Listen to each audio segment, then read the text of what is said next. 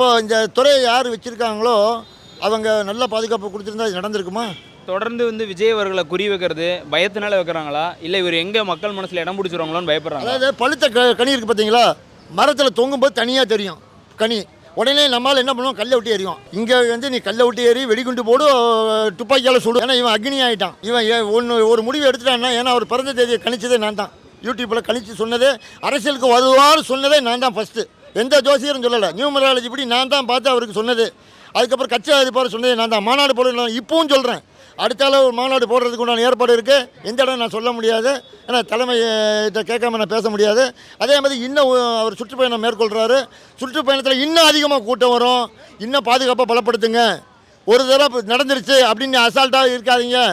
அடுத்தால வராது. இனிமேல் இந்த ஆளுக்கெல்லாம் கூட்டம் கூடி இந்த மாதிரி நடந்துருச்சு, ஆனால் இனிமேல் கூட்டத்துக்கு வர மாட்டாங்கன்னு தப்பு கணக்கு போடாதீங்க. இன்னும் அதிகமாக வரும். அதுக்கடுத்த மீட்டிங் போவார், இன்னும் அதிகமாக வரும். மொத்த கும்பலும் திரட்டுற அளவுக்கு நீங்கள் இடத்த அவருக்கு கொடுங்க. இடத்த கொடுத்தா ஏன் இப்படி நடக்குது? இது விஜய் மேலே என்ன தப்பு?